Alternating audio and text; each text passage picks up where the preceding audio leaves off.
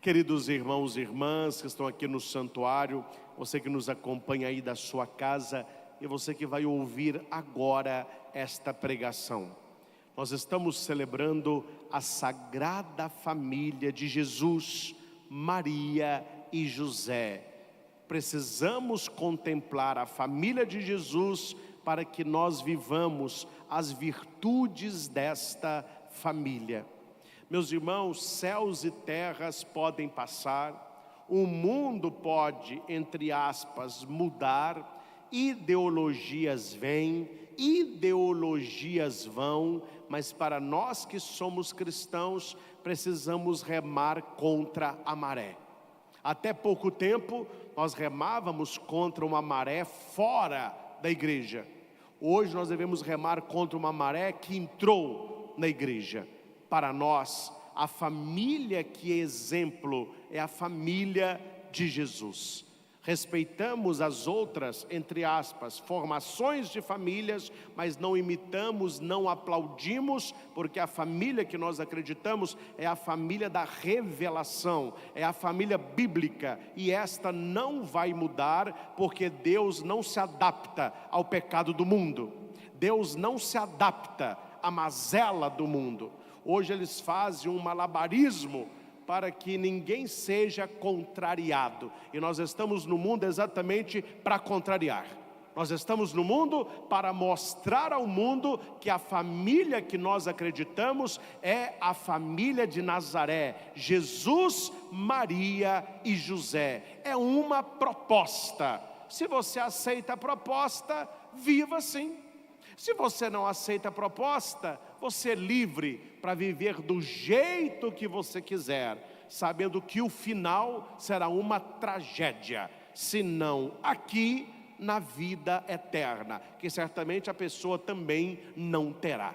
Quando nós olhamos para a família de Jesus, nós estamos olhando para o modelo que Deus criou para a família, e que não começa na família de Nazaré, e que não começa na família de Nazaré, que começa no Gênesis, quando Deus cria Adão e Eva, o homem e a mulher. Deus deixou claro: o homem deixará seu pai e sua mãe, a mulher deixará seu pai e sua mãe, os dois se unirão e formarão uma só carne. E Deus disse para aquele primeiro casal: crescei-vos e multiplicai-vos. Precisamos rezar mais, meus irmãos, o Salmo 127. Marque na sua Bíblia o Salmo 127, que é o Salmo do relacionamento familiar.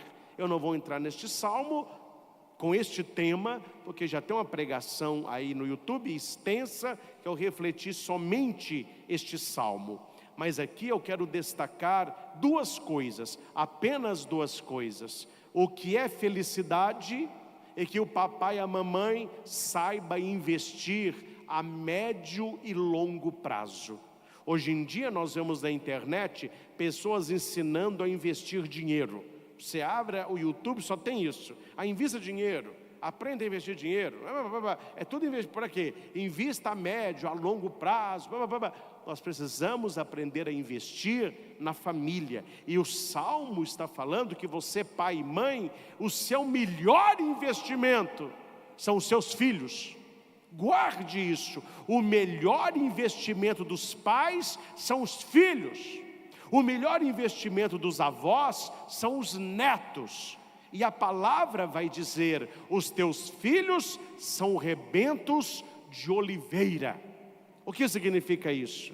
Oliveira dá oliva, oliva é azeitona, e azeitona dá óleo, óleo é unção, unção é poder de Deus.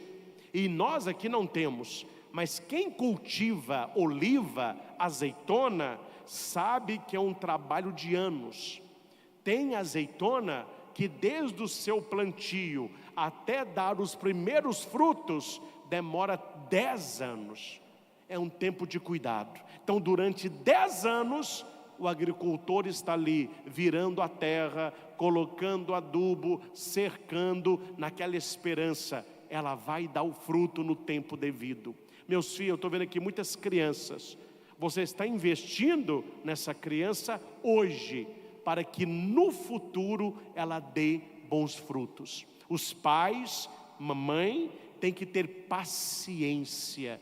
A criança pequenininha, você vai cuidando, você vai moldando, você vai educando, você vai colocando no coração dela os valores cristãos, e ela vai crescendo como Jesus. Ela cresce em estatura, ela cresce em sabedoria, ela cresce em graça, e você vai cuidando, e você troca a fralda, e você começa a levar para a escola, e você ensina a falar, e você ensina a andar, e a criança vai crescendo, e você vai nutrindo-a, e você vai comprando roupa, e você vai passeando com ela, e você vai dando comida, vai dando bebida, vai dando estudo, e ela vai crescendo, e você vai acompanhando, até que aquele neném não é mais neném, já é criança.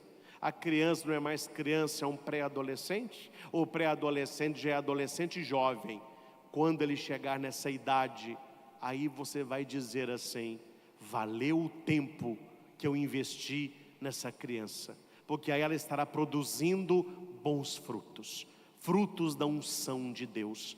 Quantos casais me procuram com filhos problemáticos na adolescência e juventude, porque não foram cuidados como uma oliveira, foram deixados no celular, com internet liberada, vivendo como o mundo gosta, mais agradando o inferno que o céu. Aí quando o caldo entorna, quando vem o vício, quando vem uma gravidez inesperada, quando vem uma enfermidade, os nenéns da vida nem trabalha, nem estuda, aí os pais falam: meu Deus, essa criança, esse adolescente está atrapalhando a família inteira. Faltou este investir naquilo que é o mais importante, na educação dos seus filhos, na educação religiosa dos seus filhos. É por isso que Davi vai colocar no Salmo 27, os teus filhos são rebentos de oliveira, há tempo de cuidar, e se você cuidar bem dos seus filhos, na frente eles vão frutificar para você, dentro da sua casa. Feliz um homem assim, feliz uma mulher assim, feliz pais assim, felizes famílias assim. E o Salmo vai cantar: feliz és tu, se temes o Senhor e trilha os seus caminhos. Feliz és tu, feliz és tu, feliz é a tua família, feliz é a tua esposa, feliz é o teu marido, felizes são os teus filhos, se eles aprenderem a temer a Deus e seguir o caminho de Deus. Anote, e quem quiser coloque aí no chat: felicidade sem Deus ou é ilusão ou é pecado, e tem data de validade. Escreva o que eu estou dizendo, e você pode alertar as pessoas, e se as pessoas não te escutarem, veja, espera, e você vai ver que a história vai terminar mal. Eu não quero uma felicidade com data de validade. Eu quero uma felicidade que comece, mas que não termine. Essa felicidade só Deus pode nos dar, porque Ele não teve início, Ele não terá fim, e nós somos eternos nele, com Ele, por Ele. Feliz és tu, não se tens uma boa aparência, não se tens um cartão recheado, não se moras numa casa luxuosa, não, feliz és tu se temes o Senhor, porque o mundo tem a felicidade dele, e o cristão, nós temos a nossa é temer a Deus, não é ter medo de Deus, é não querer contrariar a Deus, entristecer a Deus e andar nos caminhos do Senhor. Ensina os teus filhos a andarem nos caminhos do Senhor enquanto criança, e quando eles crescerem, eles não andarão em outros caminhos. A leitura de Eclesiástico, no capítulo 3, nós podemos ler esta leitura toda. Você pode ler esse capítulo todo. Ele fala sobre as nossas famílias, o relacionamento que nós devemos ter dentro da nossa casa. Deus honra o pai nos filhos e confirma sobre eles a autoridade da mãe. Deus honra o pai nos filhos e confia sobre eles a autoridade da mãe. Mãe não precisa ser autoritária, pai não precisa ser autoritário, mas os dois precisam ter autoridade. Dentro da sua casa manda você. Dentro da sua casa, a cartilha que se segue é do pai e da mãe. Não é filho que coloca regra em casa. Não é filho que diz como que as coisas funcionam. Quem coloca regra em casa, quem tem autoridade é pai e mãe. É por isso que hoje ninguém respeita ninguém. Não se respeita a lei de trânsito, não se respeita as leis da sociedade, não se respeita o outro, não se respeita vizinho. Condomínio é uma briga sem parar. No trabalho todos se espetam. Por quê? Porque os filhos não foram criados para aprender a obedecer à autoridade, para saber as regras do jogo, para saber os direitos e principalmente os deveres. Pai e mãe precisam ter autoridade, não se tornarem dois bobocas dentro de casa, dois idiotas dentro de casa. Os filhos colocando a carta, os filhos que falam como que a coisa funciona, e os dois vassalos cultuando a síndrome do imperador. Não é assim que a Bíblia nos ensina. A Bíblia vai dizer que os pais têm autoridade na vida dos filhos. E a desobediência e a desonra aos pais atrai maldição para a vida dos filhos. Então você que é adolescente jovem, que acha que é o bambambam, que é a última bolacha do pacote, escute o que a Bíblia diz. Você, quando não honra o seu pai e não obedece à sua mãe, você não está apenas entristecendo os seus genitores. Se fosse só isso, já era grave, mas não é só isso. Quando você não honra os seus pais, você está atraindo para a sua vida a maldição de Deus. Aquele que não honra pai e não obedece mãe, ele não será feliz na vida. É questão de tempo. Eu não vou aqui citar exemplos, mas eu conheço moças muito bonitas, muito altivas, cheias de si, petulantes, arrogantes, que batia de frente com a mãe, transformou a vida da família no inferno, aí se casou. Ela está vivendo no inferno. Aí vem pedir bênção, aí vem pedir orientação. Aí é só você fazer um apanhado geral. Falei, minha filha, antes de você procurar o padre, reze lá, leia Eclesiástico 3. Talvez você plantou dentro da sua casa e você está colhendo agora com seu marido. Você está colhendo agora com seus filhos. Olha o que a leitura vai dizer. Quem honra o seu pai alcança 3 graças. Ele alcança o perdão dos pecados, evita cometê-los, e quando rezar será ouvido. Olha o que a leitura está dizendo. Quem não honra pai e mãe, não adianta nem rezar, que Deus não vai te escutar. Quem honra pai e mãe, quando reza, ele é ouvido por Deus. Quem respeita a sua mãe é como alguém que ajunta tesouros. Pobre é quem despreza a mãe, pobre é quem não honra a mãe. Quem honra o seu pai terá alegria com os próprios filhos. Você quer ter alegria com a sua prole? Honre o seu pai. E no dia que você orar, você será atendido. Quem respeita seu pai terá vida longa, e quem obedece o seu pai consolará a sua mãe. A alegria da mãe é ver a família unida. Família que vive brigando, para a mãe é uma desgraça. Meu filho, olha o que a Bíblia vai dizer: ampara o teu pai na velhice. Não despreze os seus pais na velhice. Mesmo que esteja perdendo a lucidez, procura ser compreensivo com ele. Nós temos hoje o mal de Alzheimer, e é muito estranho como que os jovens tratam os idosos. Mas isso é para os ocidentais, viu? Se você vai no mundo oriental, japonês, chinês, indiano, eles veneram os idosos. São os patriarcas da família. Uma pessoa idosa, ela tem o respeito de toda a sociedade. O que nós não vemos aqui. Nós vemos um desrespeito e um desprezo ao idoso. Por isso que ninguém quer ficar velho. Ninguém quer ficar velho. Todo mundo quer ser jovem. Porque o velho, o idoso, ele não é honrado. Aí, meu filho, tem gente ganhando rios de dinheiro com algo mágico para você não ficar velho. Estou falando de quê? São é um santo. São botox. Puxa de um lado, puxa do outro, enche aqui, tira de lá, põe daqui. Você está linda, você está 10 anos mais jovem. A pessoa ganhou, porque ninguém quer envelhecer. Por que não quer envelhecer? Não é só a aparência, é o modo que a sociedade trata os idosos.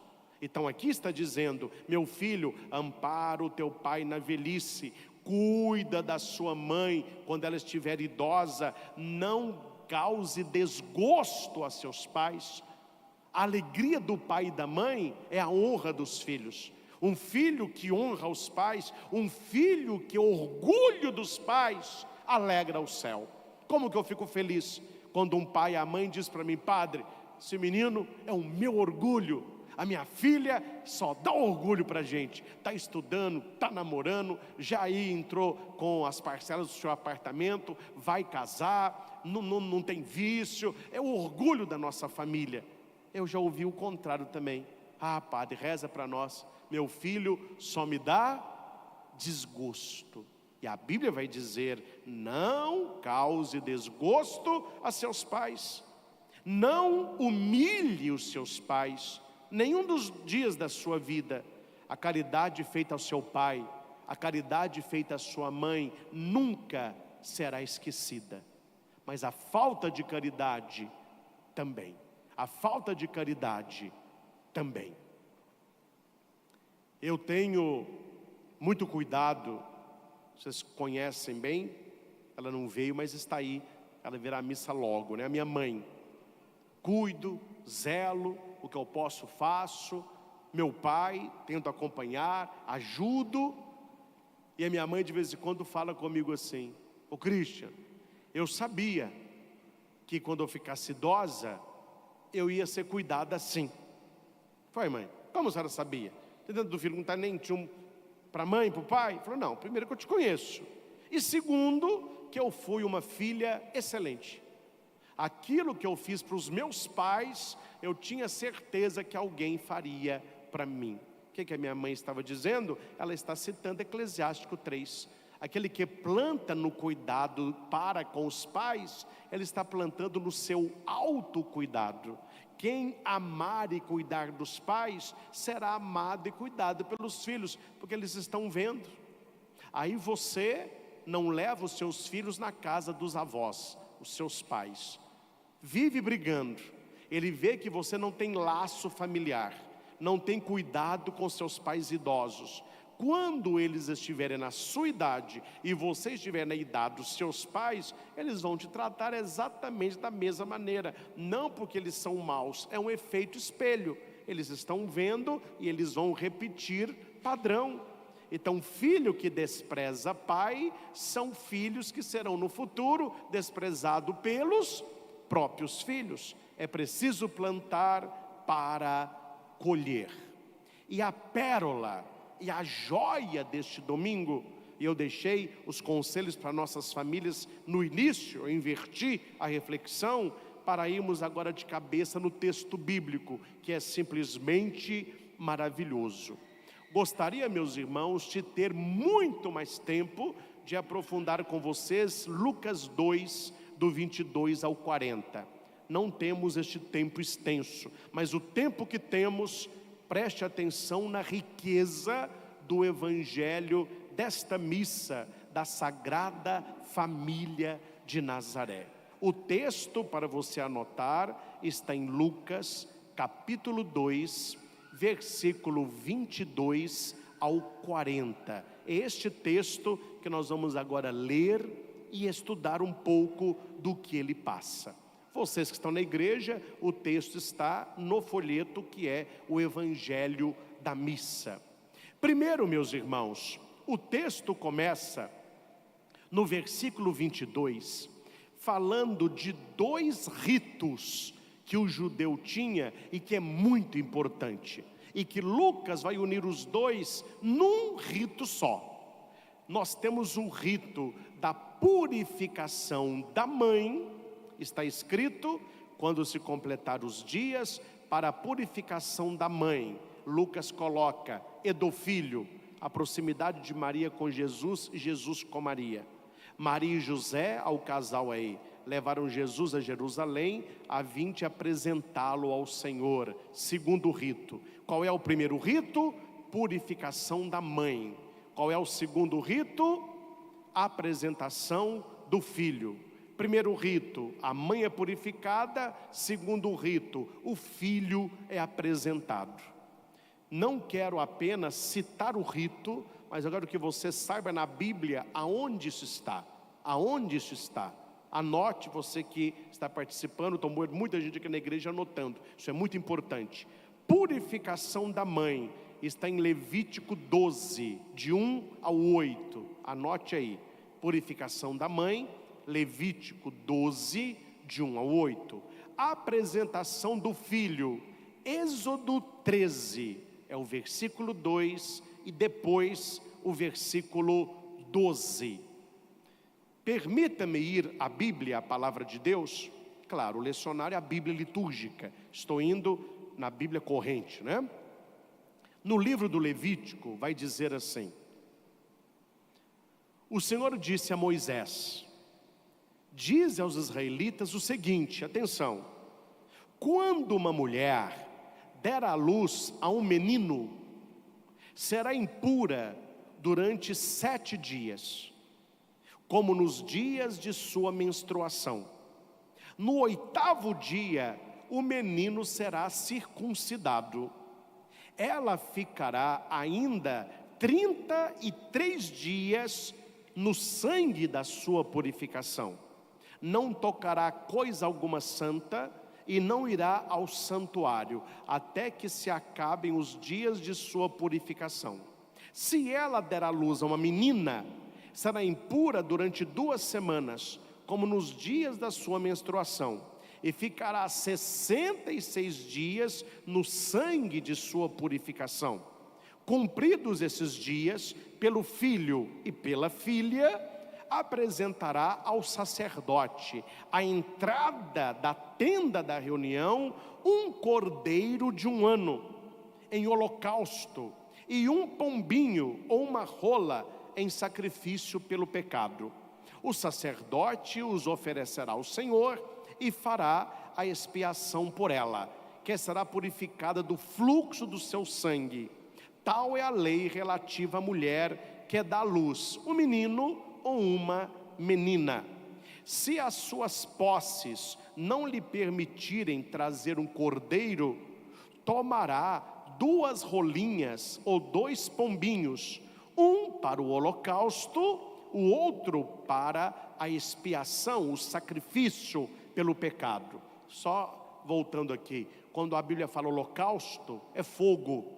Quando ela fala sacrifício, é sangue. Holocausto coloca fogo, sacrifício derrama sangue. Então 2 pombinhas, um para cada coisa, né? O sacerdote fará por ela a expiação e ela será purificada. Isso é o capítulo 12 do livro do Levítico. Então, quando a leitura diz que eles fizeram isso conforme a lei do Senhor, lei, Levítico, o texto é esse. O rito da apresentação do Senhor está no Êxodo 13, o 2 e o 12. O 2 vai dizer: o Senhor disse a Moisés: tu me consagrarás todo o primogênito entre os israelitas, tanto homem como animal, ele será meu. Deus, ele pede o primogênito para ele. No versículo 12, consagrarás ao Senhor todo o primogênito, mesmo os primogênitos de teus animais. Os machos serão do Senhor. Aqui, meus irmãos, tem algo escondido, eu vou revelar. Por que todo primogênito era apresentado ao Senhor? Porque nessa época se cultuava o sacerdócio dos primogênitos. Todo o primeiro filho, ele era destinado ao Senhor. E muito mais Jesus, que é o sacerdote por excelência, ele é oferta e oferenda, primícia da humanidade. O que é primícia? Primeiros. Primícias são os primeiros frutos. Você tem lá um pomar, os primeiros frutos o judeu leva para o templo. Colheu o primeiro trigo, ele leva para o templo. São as primícias. Quais são as primícias de Maria e José? Jesus. Por isso esse rito. Veja a importância do papai e da mamãe levar a criança na tenra idade para o santo batismo. Aqui não são apenas os primogênitos, mas todos os filhos são herança do Senhor, como fala o Salmo 127. É muito triste você ver crianças com 5, 7, 10 anos que não foram batizadas. Então, na tenra idade, os pais apresentem os seus filhos a Deus, consagrem os seus filhos a Deus no batismo. Foram também oferecer um par de rolinhas ou 2 pombinhos. É interessante o texto falar isso, para que nós entendamos o contexto financeiro da família de Jesus. Eles eram pobres, eles não tiveram dinheiro para levar nem uma ovelhinha. O texto vai dizer que São José levou numa gaiolinha 2 pombinhos, um para o holocausto, outro para o sacrifício. Isso é uma família pobre. Quando uma família paupérrima, mais do que pobre, rapaz, se não tiver nem 2 rolinhas para levar, eles levariam uma medida de trigo. Mas aí não é o caso. José levou 2 rolinhas, 2 pombinhos. Aqui o texto fala de uma família pobre, mas que não deixa de cumprir o que Deus lhes pede. Aqui eu não vou entrar em tudo, que não dá tempo, mas é uma troca. Atenção, você mata o primeiro bezerro, entrega no templo, fica lá. Você colhe os primeiros frutos, leva para o templo, fica lá. Você tem uma coisa boa que você trabalha, as primícias, fica lá. O primogênito não fica lá. A mamãe e o papai levam o menino, mas volta com a criança, né? E por isso que é uma troca.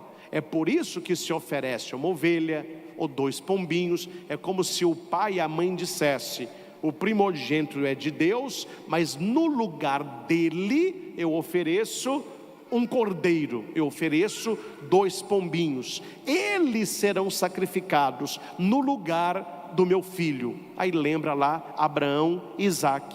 Depois Deus com Jesus. Jesus não foi poupado, ele foi sacrificado. Então tudo aqui tem uma relação.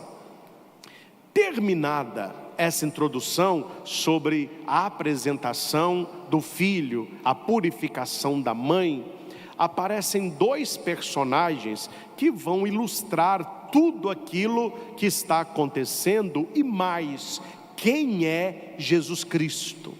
Eu falei aqui muito, quem estava aqui escutou, você de casa que sempre me acompanha. Nós precisamos entender quem é a criança de Belém, quem é o neném da manjedoura. E não é ficar entendendo quem é Jesus, perguntando para os outros, lendo super interessante, livro blasfemo, pessoa mais louca. Não, é você ir à Bíblia. Quem é Jesus? Quem a Escritura fala de Jesus? E nós temos aqui 2 personagens, um homem e uma mulher, Simeão e Ana. Os 2 vão falar quem é aquela criança. Mas Lucas é muito inteligente, né? Ele coloca uma pegadinha. Tem uma pegadinha no texto, e que a gente não estuda, passa batido. Onde que nós hoje vamos encontrar Jesus? Não é na praia. As pessoas passam Semana Santa na praia. Tem gente, fala que é católico, passa a Sexta-feira da Paixão no sítio. nadando, balançando em rede, andando de cavalo. Onde que nós vamos encontrar Jesus? No resort? Num cruzeiro marítimo? Num bar da esquina? Num shopping? Não.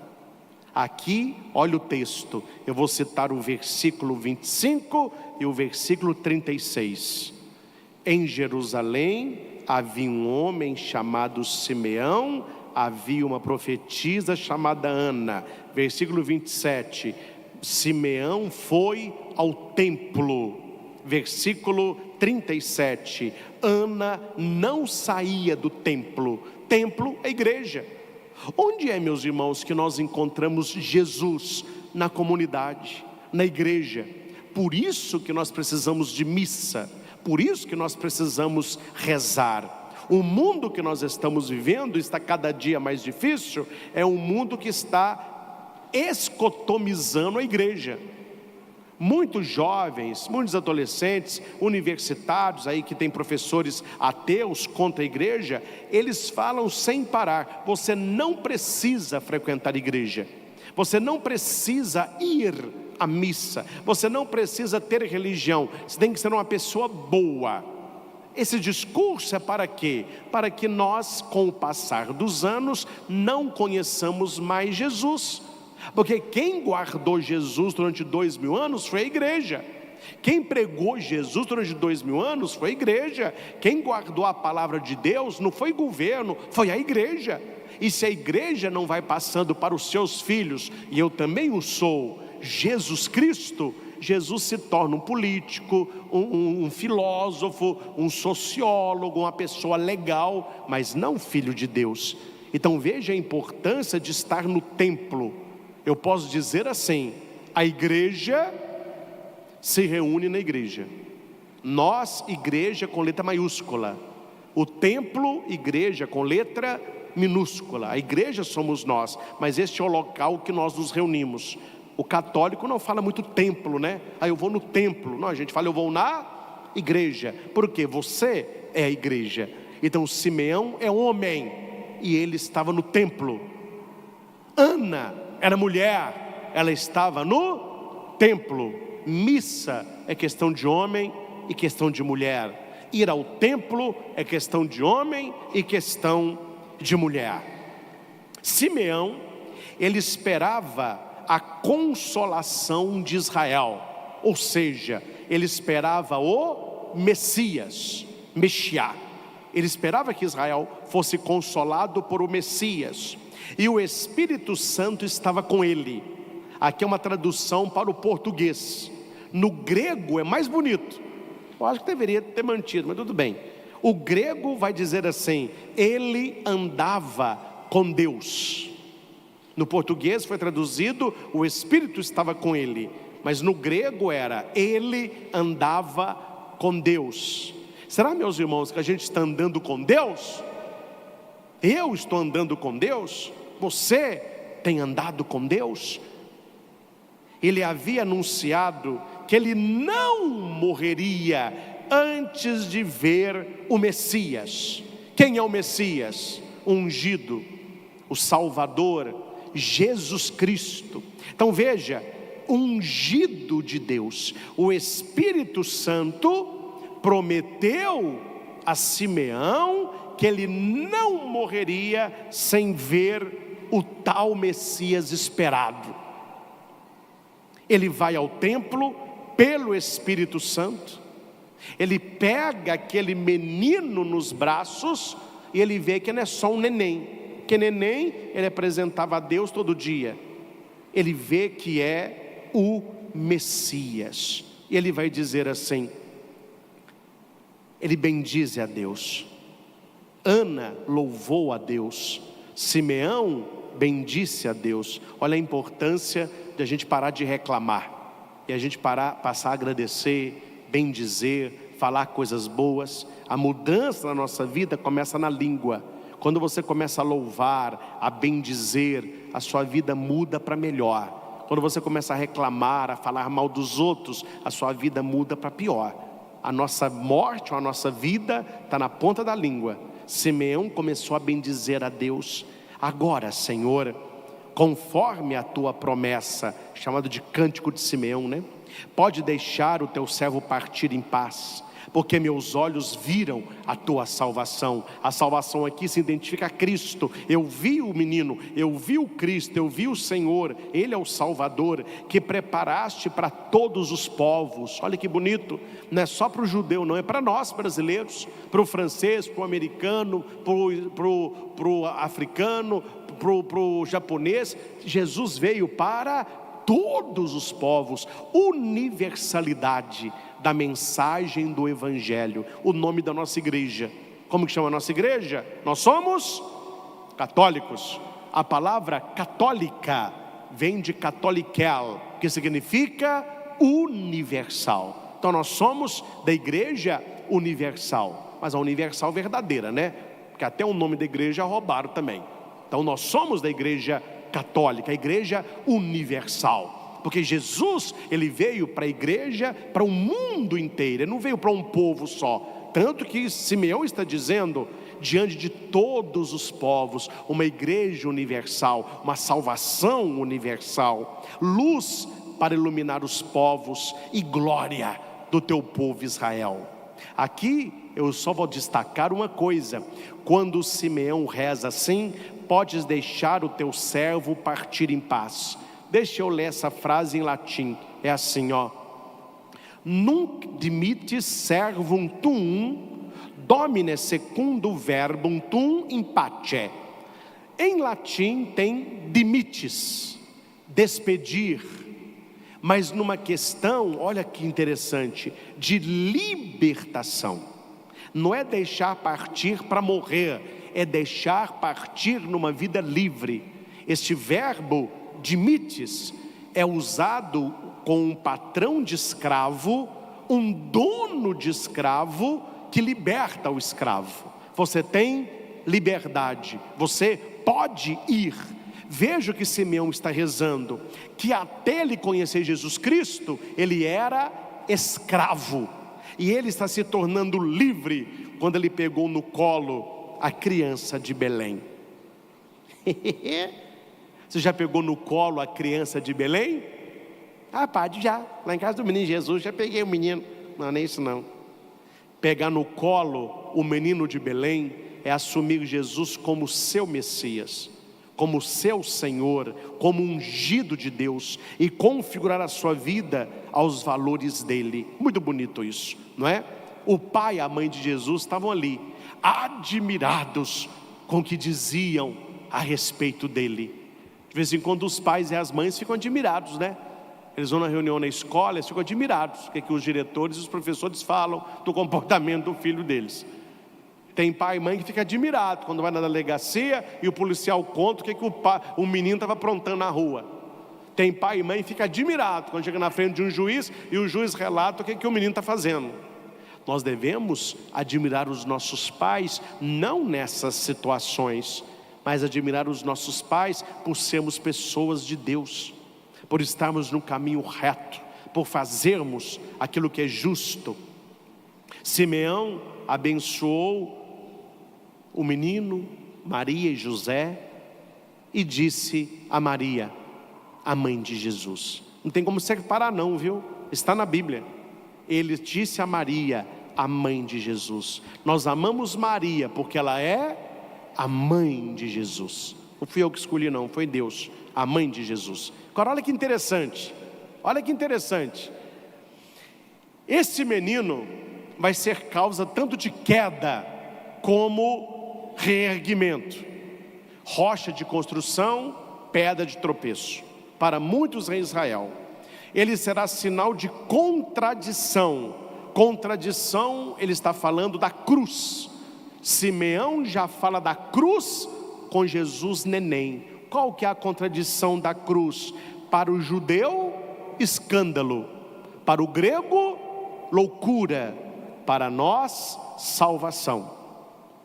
Ele será sinal de contradição. Assim serão revelados os pensamentos de muitos corações. Atenção agora, ele vai dizer para Maria assim: quanto a ti, uma espada de dor transpassará a tua alma. Mater dolorosa, a mãe dolorosa. Maria veria todo o sofrimento de Jesus. Amém? Amém. Mas pensa com o padre aqui. Vamos pensar. Por que que o anjo já não falou isso lá? Se o anjo sabia. Não, o anjo ficou só, não, Emanuel, descendente de Davi, ele será grande, vai sentar no trono do seu pai Davi. Sua prima Isabel era estéril, 6 meses que ela está grávida. Maria, para Deus nada é impossível. Sim! Aí chega Simeão. Você que é a mãe dele? Sou eu, sim senhor.